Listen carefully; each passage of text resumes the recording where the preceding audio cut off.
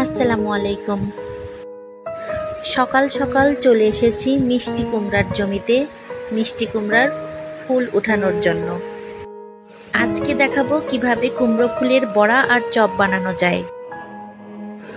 তো কুমড়ো গাছের সব ফুলে মিষ্টি কুমড়ো হয় না, যেগুলোতে মিষ্টি কুমড়া হবে না সেই ফুলগুলো উঠিয়ে নিচ্ছি।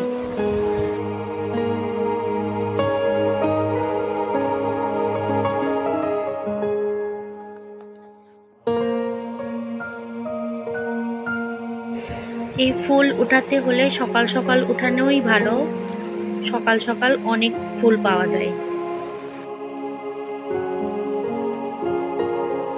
ফুল উঠাতে কার না ভালো লাগে, হোক সেটা কুমড়ো ফুল বা অন্য যে কোনো ফুল, আমার তো খুব ভালো লাগে।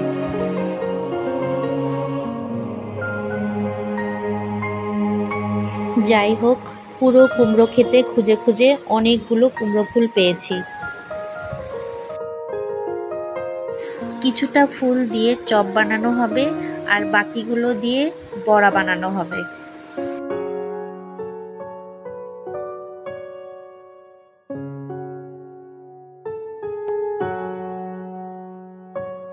এবার ভালোভাবে ধুয়ে নিব।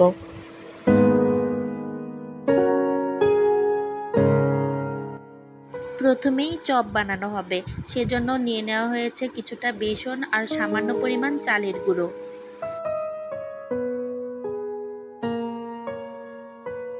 স্বাদ মতো লবণ, খুব সামান্য পরিমাণ আদা রসুন বাটা, মরিচ বাটা আর হলুদের গুঁড়ো। এবার অল্প অল্প করে পানি দিয়ে ভালোভাবে মেখে নেব।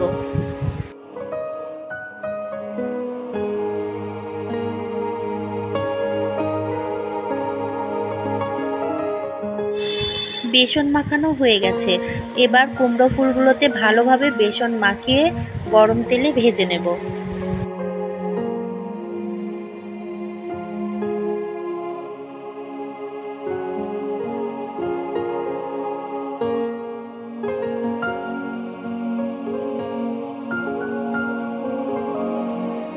চুলার তাপ মিডিয়াম রেখে হালকা সোনালী কালার করে ভেজে নিতে হবে।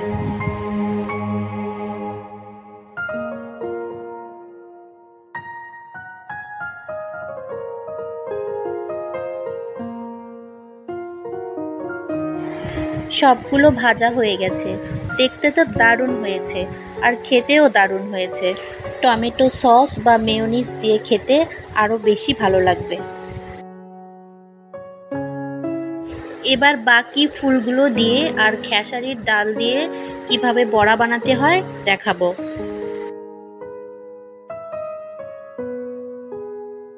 বাকি ফুলগুলো ছিঁড়ে ছিঁড়ে ডাল বাটার মধ্যে দেওয়া হলো। তারপর দিয়ে দেওয়া হলো কাঁচামরিচ কুচি, পেঁয়াজ কুচি আর খুব সামান্য আদা রসুন বাটা, সামান্য পরিমাণ হলুদের গুঁড়া আর স্বাদমতো লবণ। সব কিছু দেওয়া হয়ে গেলে ভালোভাবে মেখে নিতে হবে।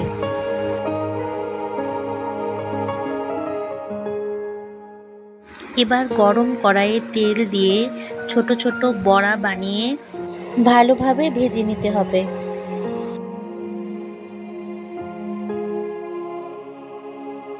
একবারে বেশি তেল দেওয়া যাবে না, মাঝে মাঝে অল্প করে তেল দিতে হবে আর অল্প আঁচ রেখে ধীরে ধীরে বড়াগুলো ভেজে নিতে হবে। ভালো করে উল্টে পাল্টে বড়ার দুই দিকে যেন সোনালী কালার হয় সেদিকে খেয়াল রাখতে হবে।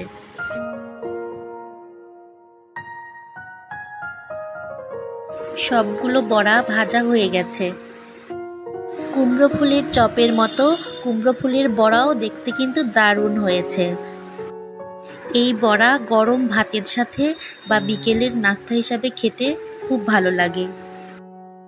আজ এই পর্যন্তই। আল্লাহ হাফেজ।